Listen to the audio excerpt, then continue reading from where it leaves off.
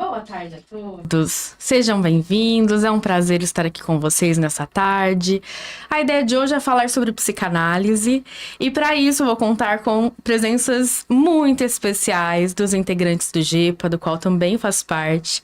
Tem o professor Renato, a Camille, a Jéssica. Gostaria de agradecer vocês pela presença.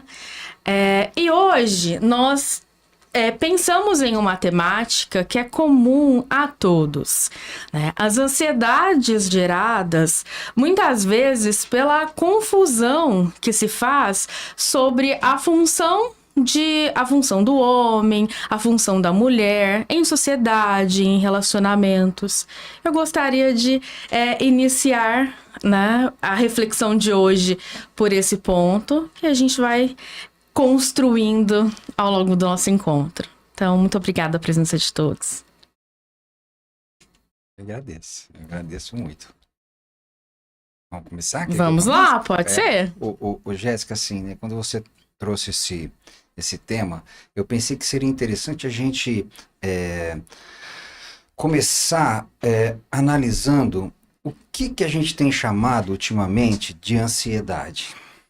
Né, assim, muitas vezes a gente pega um termo e começa a banalizar esse termo de uma forma que ele acaba perdendo a adequação da experiência que ele foi criado para nomear.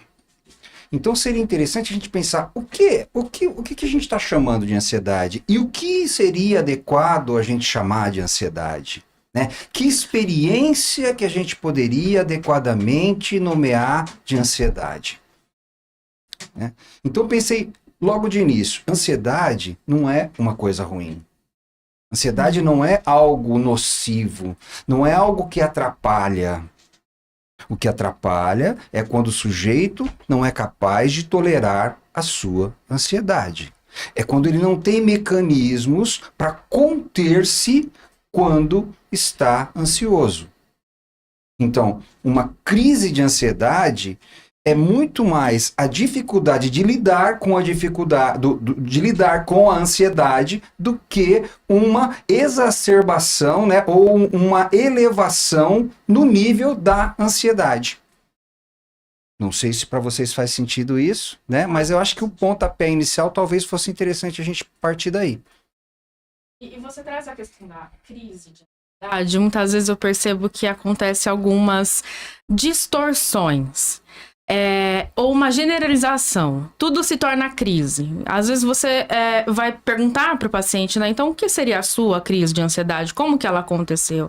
E às vezes esse paciente traz sobre um choro acumulado, um momento de embotamento, coisas que são necessárias que, sim, estariam dentro, mas que não é essa coisa da paralisação, né? Eu digo sobre uma crise de ansiedade que ficou no senso comum para tudo, né? Essa generalização. Então, começar também a acolher ali o meu momento de crise, o que é que eu estou chamando de crise, né? Sem tentar rotular ali com outras pessoas em si. Tem uma coisa disso que vocês estão comentando que me preocupa e que toda vez é muito frequente, principalmente nas redes sociais, assim... O tempo todo tem algum post, algum comentário, algum meme querendo trazer uma situação de que a ansiedade ela precisa ser eliminada, né? Quando não controlada, que é uma palavra que também me causa até uma certa aversão quando ouço. Como se a gente tivesse ali a possibilidade, né, o domínio de controlar algo como a gente controla o nosso celular, né? As nossas coisas que são objetais, que são materiais, que são físicas. E a gente está falando de um sentimento, a gente está falando de algo que faz parte da nossa condição humana, né? Então, todas as vezes que eu vejo algum meme, e assim, é impressionante o alcance que isso tem, né? Da pessoa ali se posicionando no sentido de a pessoa ansiosa, né? Viver com ansiedade é muito ruim, eu queria viver sem. E aí eu fico pensando, mas como seria viver sem ansiedade, né? Isso não é possível. Em que momento que a gente perdeu a mão, né? E começamos a pensar que realmente, né? E é É preocupante também que alguns profissionais, né, que precisariam estar ali compreendendo melhor o funcionamento da própria ansiedade, estão também tentando diferenciá-la, né, catalogando ela como algo patológico, ansiedade patológica, ou ansiedade que é natural, e é muito delicado tudo isso, porque não temos como construir uma relação saudável com o nosso próprio sintoma se a gente não conseguir compreender que isso faz parte da nossa condição humana. Né? Então, viver sem ansiedade não é possível, né? Isso não é real e faz parte também, entra aí do que a gente está falando na ordem das ilusões, né? Os mecanismos que a gente vai criando, justamente muitas vezes porque não temos ali pessoas, né? Um ambiente emocionalmente saudável e maduro, né? Para acolher essas emoções. Então, quando a gente não consegue viver essa experiência dentro de casa mesmo, né? O quanto que isso vai repercutindo e vai ganhando desdobramentos. E hoje, com as tecnologias, a gente tem uma disseminação muito grande, né? Desse e de outros tantos assuntos que nós temos. Mas que realmente, assim, me causa uma preocupação muito grande nesse tema, né? O quanto que as coisas estão muito deturpadas. Nossa, que importante a contribuição. E você toca num ponto muito importante, Jéssica, que é a questão do ambiente familiar. O quanto um ambiente instável, desregular, até mesmo o modelo que se tem dentro de casa, de função materna, função paterna, pensando nessa ideia de dificuldade de reconhecimento do papel de cada um, o quanto isso pode aumentar ainda mais essa instabilidade para aquilo que estamos chamando então de ansiedade. Exato. Eu entendo que a psicanálise vê a ansiedade como culpa. Então, do que é que nós estamos nos culpando? Do que é que eu estou me cobrando? Para ter uma cobrança quando ela está muito externa, muito extrema, significa então que está havendo um ego desnutrido, uma falta de reconhecimento. Acredito que a gente possa falar um pouquinho dessa relação inicial ali, como modelo, né, de base, de casa, para construção. Por que que surge? Por que que sentimos, então, essa ansiedade? Já que ela está presente em todo mundo, nós não conseguimos controlar, né? Falando das cotas que o professor Renato nos traz no grupo de estudos. A cota de cada um dentro da personalidade. Me faz sentido pensar muitas vezes assim, como que o ser humano hoje traz isso, qualquer sentimento como sendo uma doença, né? Nesse sentido, assim, é como se a gente não pudesse ter o sentimento. Então, a gente não pode mais sentir hoje nada. Então, você não pode ter o medo, a insegurança. E eu até, assim, fico na dúvida, vou dizer assim, de como separar realmente o que eu tô sentindo, assim. Então, como colocar que eu tô sentindo uma ansiedade sem ter o medo e a insegurança, sendo que essas partes me levam a ter uma ansiedade, né? O meu medo, a minha insegurança, a minha dúvida, porque eu não tenho a certeza do que vai ser. Então, eu trago, assim, até... eu recebo, geralmente, muito, assim, na clínica, a pessoa trazendo, assim, eu tô com crise, eu tô isso, eu não tô conseguindo fazer, eu não consigo... A questão do controle, eu não consigo controlar, o que que eu faço? Né? Então, vamos lá, igual você falou, pera lá, o que que realmente você tá sentindo? Né? O que tá acontecendo no seu ambiente ali familiar? O que que tem acontecido? O que que você tá realmente sentindo? Vamos falar sobre quais são os acontecimentos, porque muitas vezes é aquele sentimento, igual você falou assim, que vem, é muito um sentimento de culpa, porque é como se eu não estivesse dando conta, então é o que eu deveria ser e não do que eu tô dando conta de ser, do que eu tô fazendo. Então eu sempre começo a imaginar, tendo ilusões, né, de coisas que eu deveria fazer, de coisas que eu deveria falar, de como que eu deveria agir, de como os outros vão me ver, principalmente. Então aquela falta de reconhecimento. Eu acho que o ser humano cada vez mais tem buscado sempre um reconhecimento muito do outro, do que olhar para si mesmo. É sempre preocupado muito com o que o outro vai falar, o que o outro vai dizer, como a sociedade vai me ver, como que eu tô sendo vista, e muito menos um olhar para si lá dentro do que realmente a gente dá conta de ser ali, do que a gente tá sentindo. É um esperar pelo sentimento do outro que a gente não tem o menor conhecimento, a menor capacidade de sentir o que o outro tá sentindo, do que o olhar para o nosso sentimento. Freud coloca, ele chama atenção para dois modelos, né? Ele chama atenção para formulações sobre dois modelos de funcionamento mental.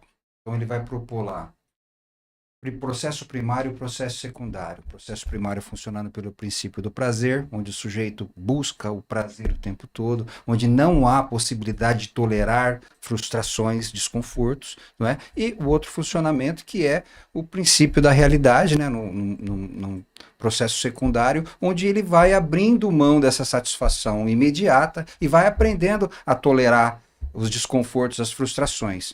Hoje, por conta de uma ineficiência, né, no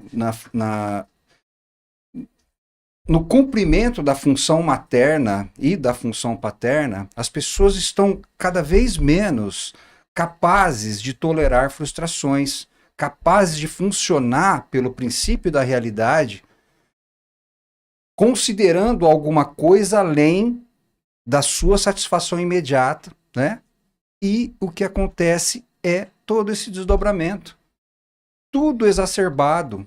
Então, tudo aquilo que seria de um funcionamento saudável, se o sujeito fosse capaz de tolerar frustrações, passou a ser patologia. Então, ansiedade é patologia, angústia é patologia, depressão é patologia, né? Então, tudo aquilo que poderia ser, de alguma forma, integrado, né, num funcionamento saudável, hoje passa a ser patológico por conta do sujeito não estar preparado para tolerar frustrações. Onde ele aprende a tolerar frustrações? No colo da mãe. De que mãe? Aquela mãe que esteja sendo resguardada pelo pai. E este modelo de família está cada vez mais raro. Ou, né, eu posso estar muito enganado.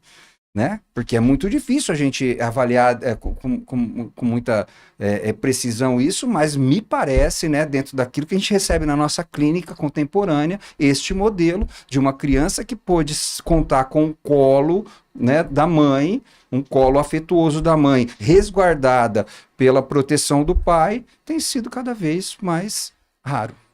Faz muito sentido. E até entra muito...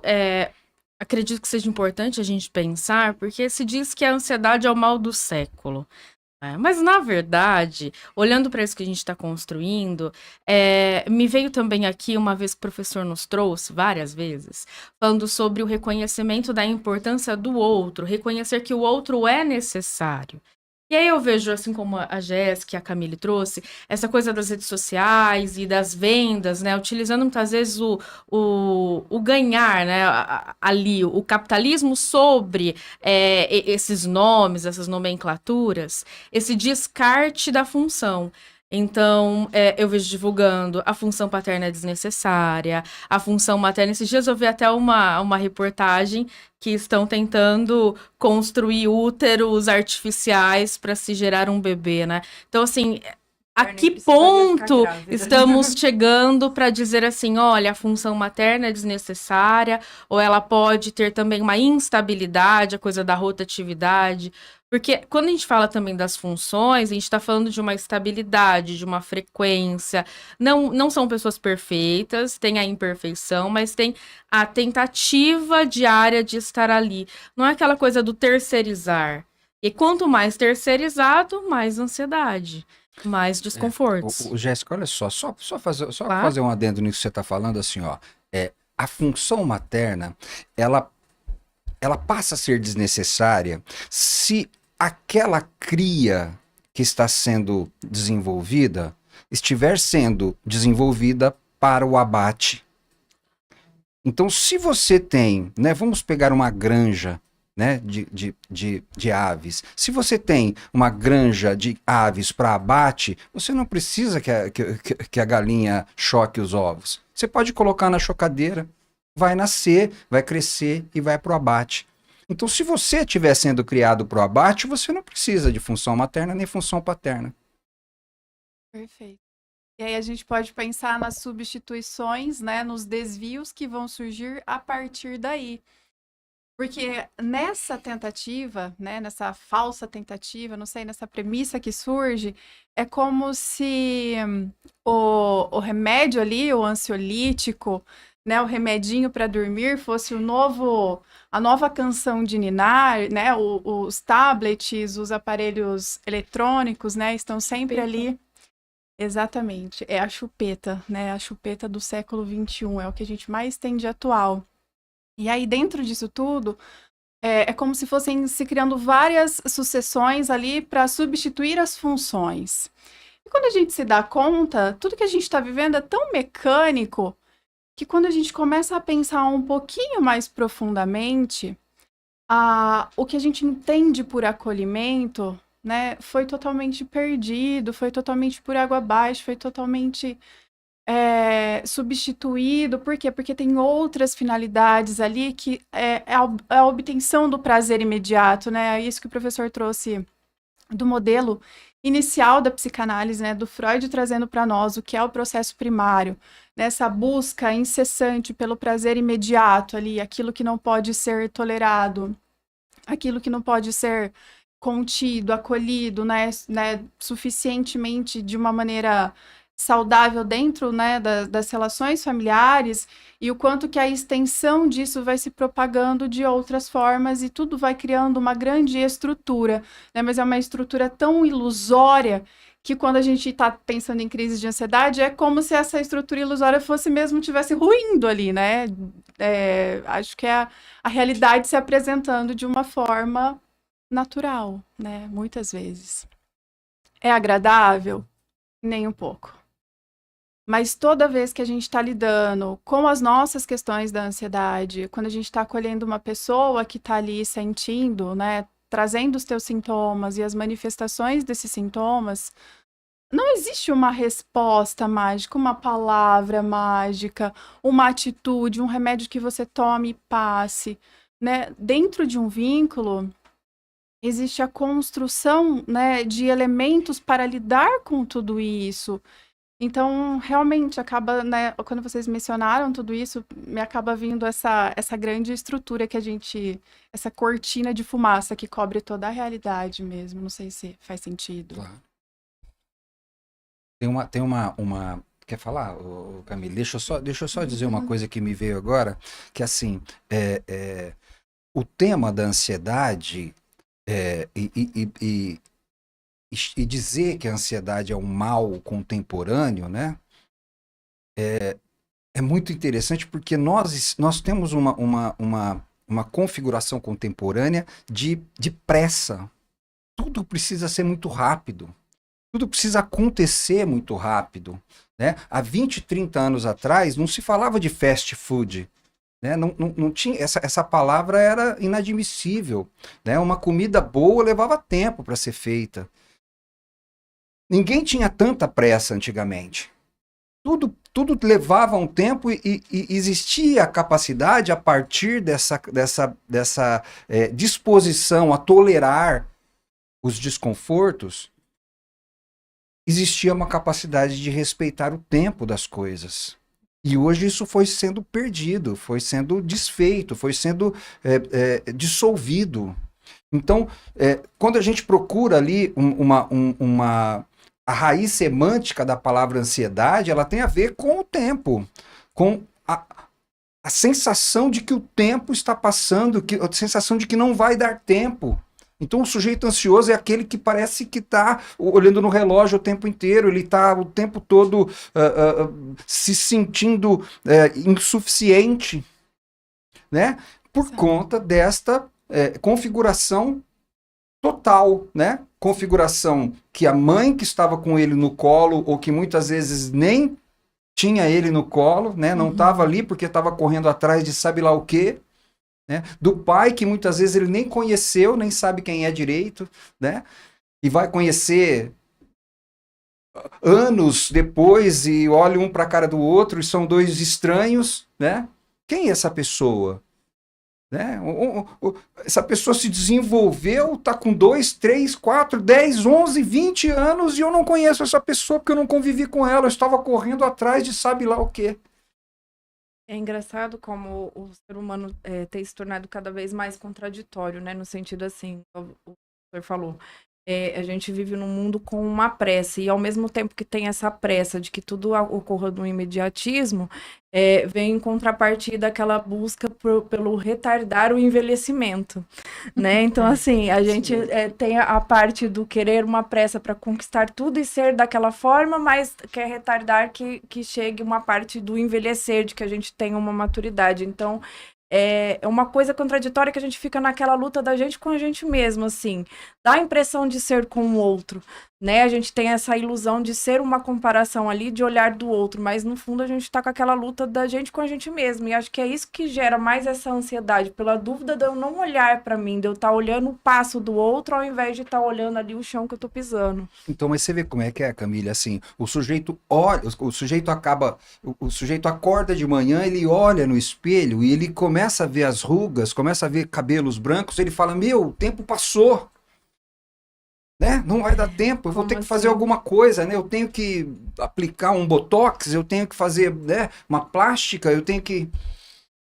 Como O se tempo isso todo, paralisasse o tempo, né? Isso faz muito sentido e me faz pensar em alguns pontos.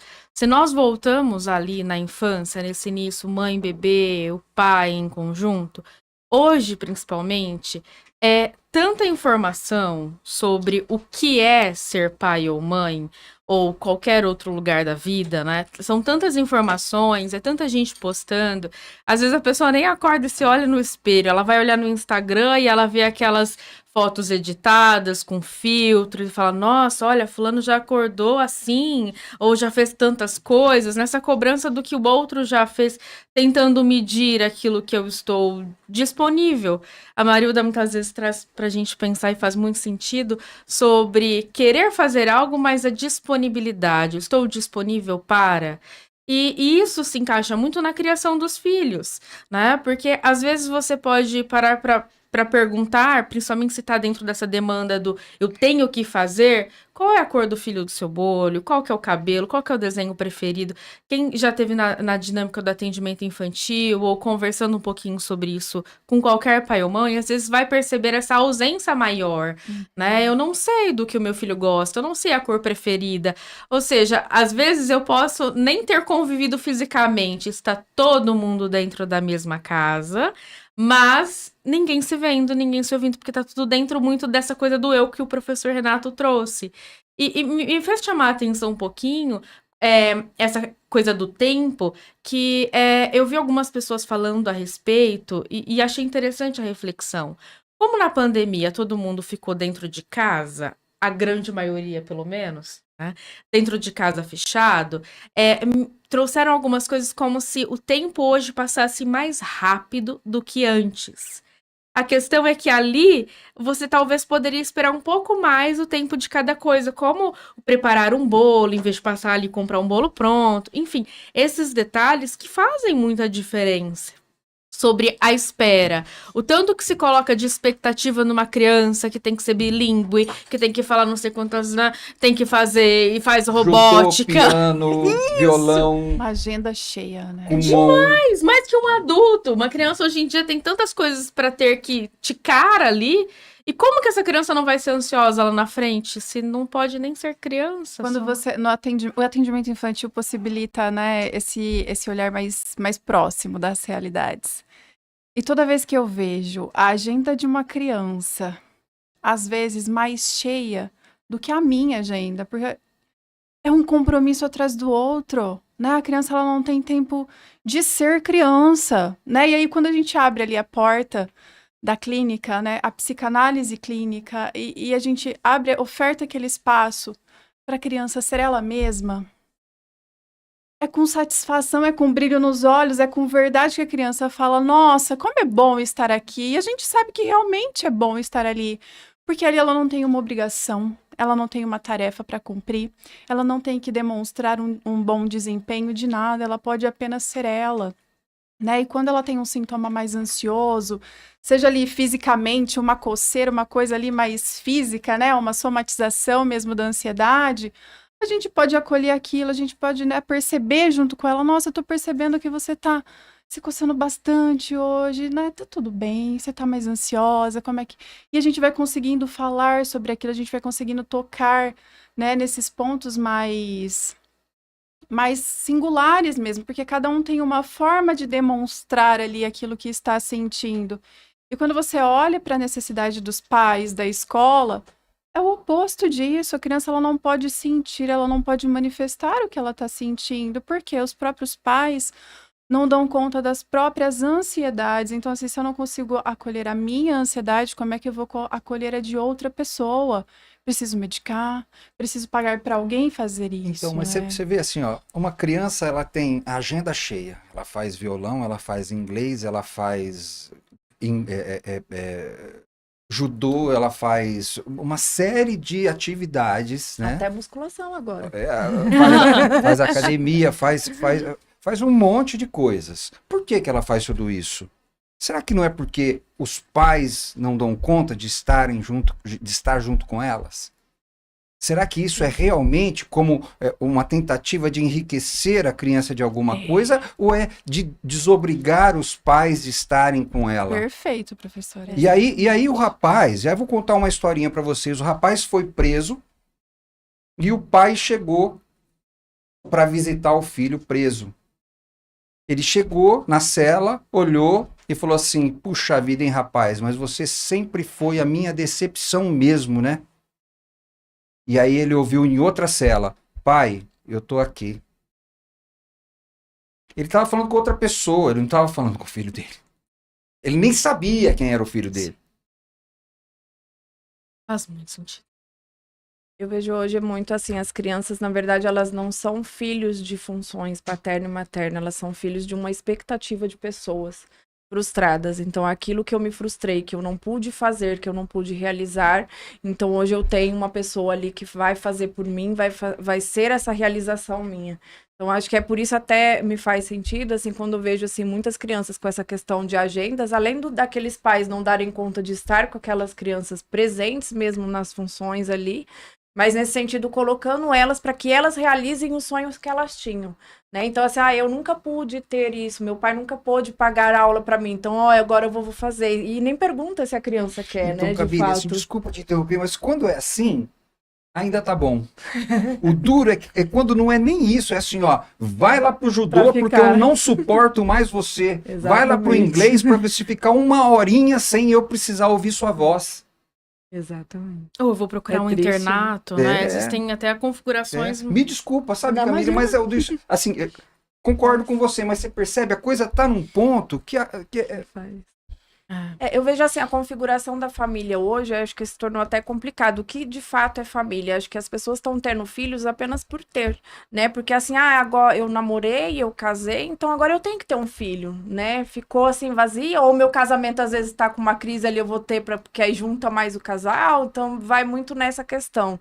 Sem olhar para o que realmente vem junto com aquele filho, porque vem muitas renúncias. De fato, as renúncias são bastante dolorosas, né? Sou mãe, né? Então, tenho 2 filhos. Então, as renúncias são grandes e são muito dolorosas. É difícil lidar com isso, é muito frustrante. Só que tem aquele lado que você sabe, aquilo é um temporário, porque aquela pessoa, ela vai depender de mim, porque ela é pequena ainda. Então, ela depende, assim como eu lá atrás já dependi dos meus pais. Então, eu acho que o que falta ao ser humano também é olhar um pouquinho para isso. A criança hoje vem, é como se ela já tivesse que nascer pronta. Então, é onde muitas vezes adultiza-se a criança, né?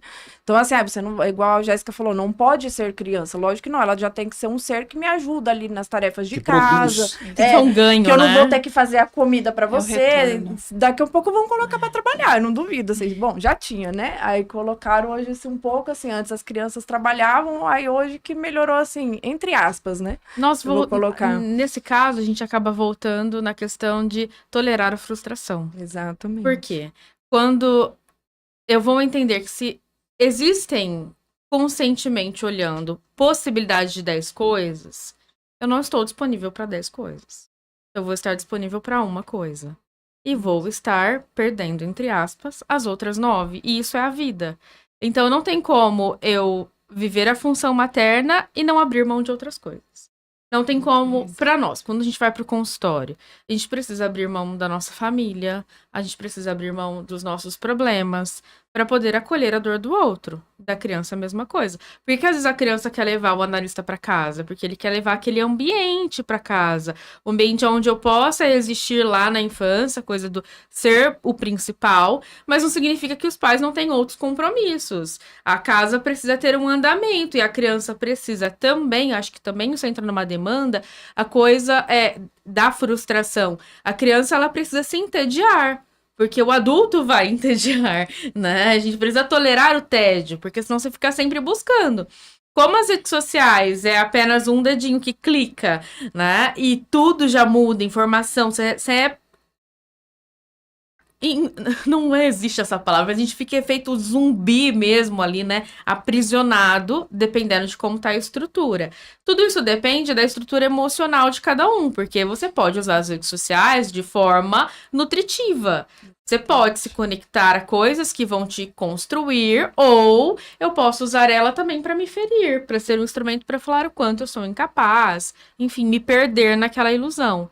E aí a gente entra já no nosso dia a dia, né? O quanto é benéfico para aquele que dá conta de ver o processo de análise.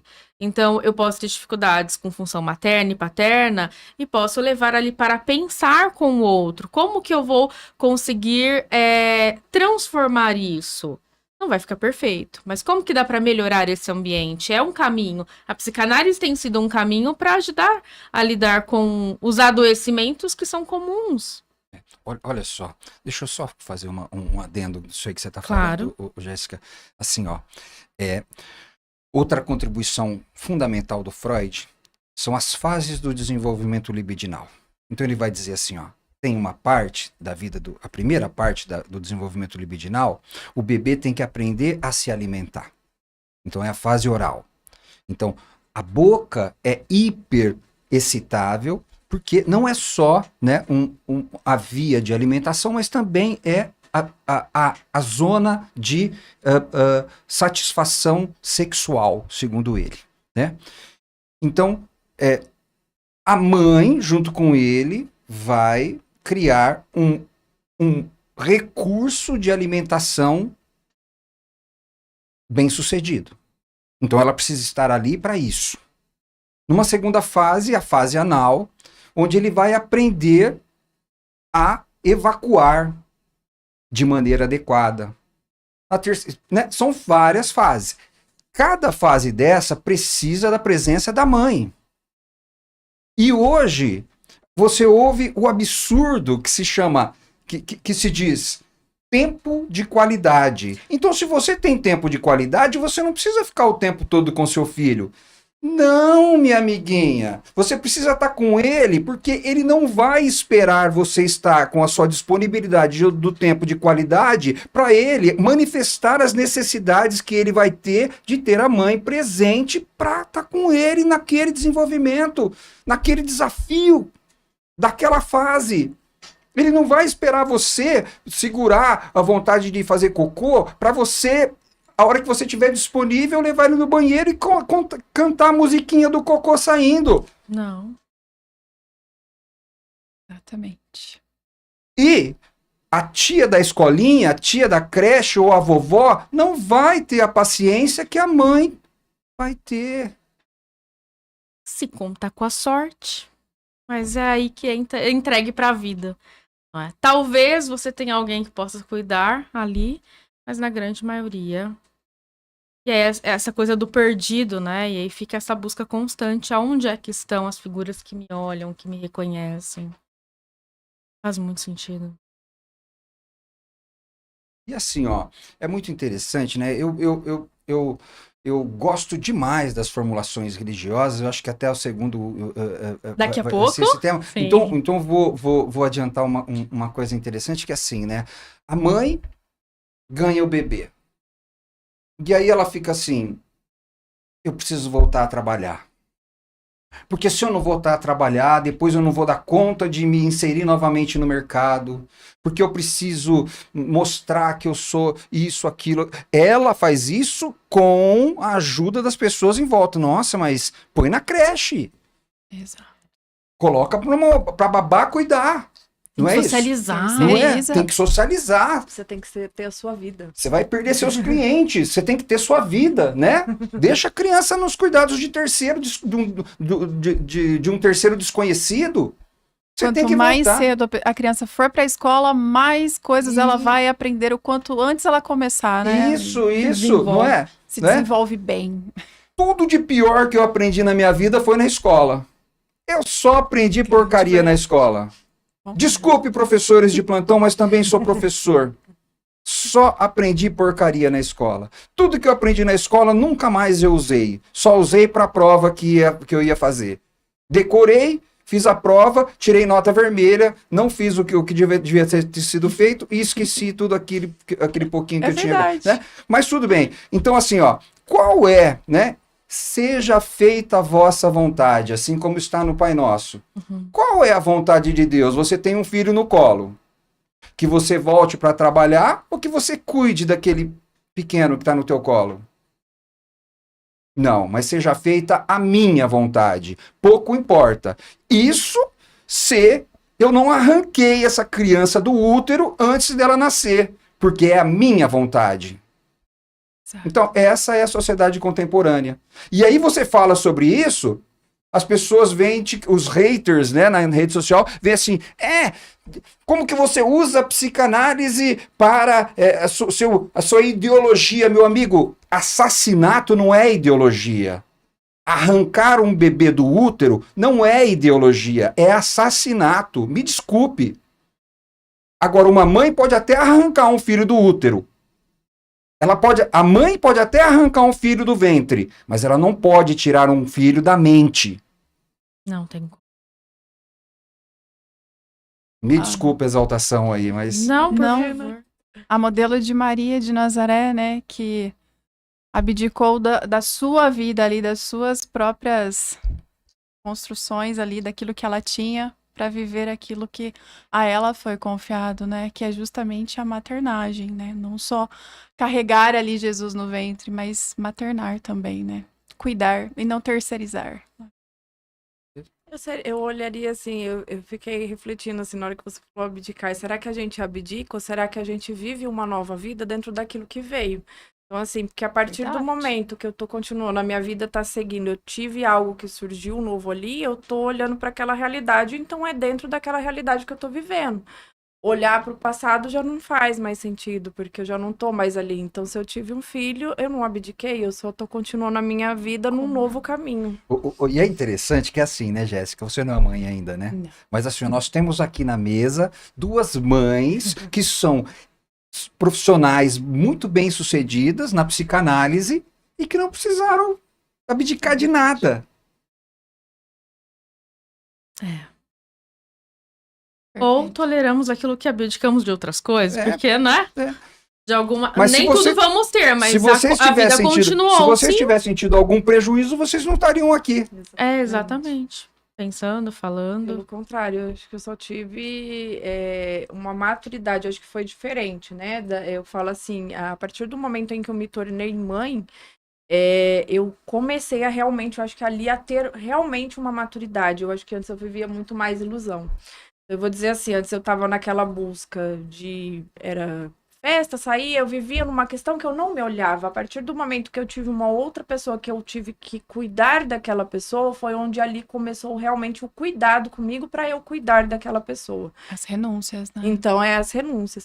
E eu não diria assim renúncias, é igual eu falei, eu acho que minha vida teve uma modificação. Né? Esses dias eu até usei um exemplo, assim, que eu fiquei reparando, eu lembrei dos meus filhos ali, porque teve uma pessoa próxima que também teve bebê, e eu fiquei olhando a pessoa até no dia do aniversário do Ravi, fiquei olhando assim, ele dando os primeiros passos. Então, assim, a cada momento a gente tá dando um primeiro passo, né? Todos os dias a gente dá um novo primeiro passo. É em busca de algo que a gente não sabe se vai alcançar ou não. Muitas vezes ali tem a ilusão, mas a gente vai se adaptando ao jeito que a gente está vivendo. Então, agora eu tenho esse obstáculo, então eu tenho que ir por aqui. Não, agora eu tenho isso, então agora eu tenho que ir por aqui. Até que a Então. gente chegue naquilo, mas olhando para a realidade. E aí, Camille, a gente entra naquela proposta que o professor sempre traz para nós pensarmos, sobre a nossa capacidade de renunciar, de adiar os nossos desejos, né? E aí a gente vai ter uma quebra, né, do narcisismo. Então, assim, aquilo que antes, para mim, era, sei lá, inevitável, vinha em primeiro lugar, agora ele passa a entrar em uma outra ordem. Por quê? Tem uma outra coisa, uma outra vida, uma outra pessoa que importa além disso tudo, né? Muito além daquilo que eu gostaria, né? Daquilo que a gente aprende ali, que você, né, quando realmente uma quebra de narcisismo, né? Então é nesse sentido a renúncia. Então você vai adiar, né? Mas acredito que sim, a gente vai continuar caminhando de acordo com as condições de cada um, mas tudo dentro do seu devido lugar, se isso puder ser acolhido e bem amparado, junto do seu parceiro, junto do pai, aí tem outra construção, né? Eu acho que a gente fica até numa condição assim, eu acho que igual eu falei e você tem falado, no sentido assim, até o professor sempre usa essa palavra bastante, eu gosto bastante. Acho que quanto mais integrado a gente está, quanto mais olhando estiver de acordo com a realidade, então não vai ser um adiar, uma renúncia. Você vai olhar para aquilo. Então, dentro da necessidade do momento é aquilo. Pode até ser que seu sonho mude, Realmente. né? Então, aquela questão que você adiou, você vê que era apenas uma ilusão, porque não era de fato o que você estava sentindo. Pois é. E o que você passa a sentir é diferente. Então, assim, dentro do que você está vivendo, você vai ter aquele sentimento. Como vai ser daqui para frente? E assim, né? Precisa. Desejo, a gente renuncia. Vontade, É diferente. a gente adia. Né? Então, Exatamente. vontade e necessidade básica. Eu posso, no máximo, adiar. Agora, o desejo, ele foi feito para ser renunciado. Pelo menos dentro de uma medida. Não é isso? E só completar assim, Jéssica, a Camille falou acordo com a realidade, integração e acordo com a realidade. São as duas expressões que eu uso bastante e que, assim, quem nunca viveu uma experiência de integração, quem nunca viveu uma experiência de acordo com a realidade, é muito difícil para entender isso. Você pode tentar explicar o que é um acordo com a realidade. Você pode tentar ali o tempo todo detalhar o que é estar integrado. Você pode dar um curso sobre integração e acordo com a realidade. Mas se você não viveu um acordo com a realidade e não se integrou dentro da sua personalidade, me desculpe, vai ser impossível explicar isso para você. Faz muito sentido. E, bom, o papo tá tão gostoso, a gente já tá caminhando pro finalzinho e acredito que para fechar tudo que a gente falou, nós estamos falando sobre as funções. E quando a gente pega esses dois elementos que o professor trouxe agora, quando você consegue se integrar, você está num ambiente saudável, aí você consegue olhar para sua necessidade, para a vontade e começar a gestar ela. Quando a gente fala da criação de um filho, né? Ou quando a gente fala do próprio estar ali com o paciente, o analista, você precisa se preparar o interno, criar o espaço do que é possível para receber. Porque aí você vai ter alguém que vai se sentir amado, seja no setting terapêutico, seja na extensão da família, e aí você consegue ter, então, esse equilíbrio das cotas internas. E assim como a gente falou um pouquinho sobre a criança que é deixada, né, para os terceiros, uma hora o papel vai se inverter. E aí você tem também, quando você é cuidado na infância, aquele que vai cuidar também na velhice e também não vai terceirizar esse cuidado para qualquer outra instituição. A gente tem os dois pontos onde a gente está frágil, o início da vida e o final da vida. E aí todo o percorrer é para conseguir lidar. Agradeço muito vocês, espero que a gente possa viver novamente essa experiência em um outro momento e deixar aqui para todos o convite. Agora nós vamos lá para o site lá para o YouTube do Gepa Psicanálise. Vocês vão ter embaixo dos vídeos ali as descrições, para a gente poder fazer um bate-papo com outros integrantes também, para falar um pouquinho sobre as formulações religiosas e a psicanálise. A gente já fez aqui alguns pontinhos importantes, mas vamos dar sequência a partir daí. Muito obrigada. gostariam de finalizar dizendo algo? Eu quero agradecer a Jéssica, que deixou o Ravi lá né, com o Carlos, sendo cuidado com o papai. Agradecer a Jéssica, que veio lá de Marília, nós estamos em São José do Rio Preto, ela veio de lá nos prestigiar aqui. Agradecer a Camille também, que deixou lá o João e o Benício também, né, para estar aqui, né? E eu também deixei, né, meu papai e minha mamãe, que hoje são meus filhinhos, né, os filhotes, né? E agradecer pelo convite. Pois é, muito importante. Quero agradecer também o seu convite, né? Obrigada pela oportunidade mais uma vez. Como o professor falou, até vou anunciar, né? Ficou um psicanalista também exercendo a função paterna, né? Para que a gente possa, então a gente vai fazendo essa questão, essa adaptação, né? Para que todo mundo possa participar. Então, quero agradecer também a todo mundo. Muito obrigada. Eu que agradeço também, gente, pela recepção, por estar aqui com vocês e principalmente por poder expandirmos tanto sobre esse assunto numa tarde de sábado maravilhoso. Obrigada. Muito obrigada, fiquem com Deus. Um bom fim de semana para todos. Beijo e até uma próxima. Tchau, tchau. Tchau.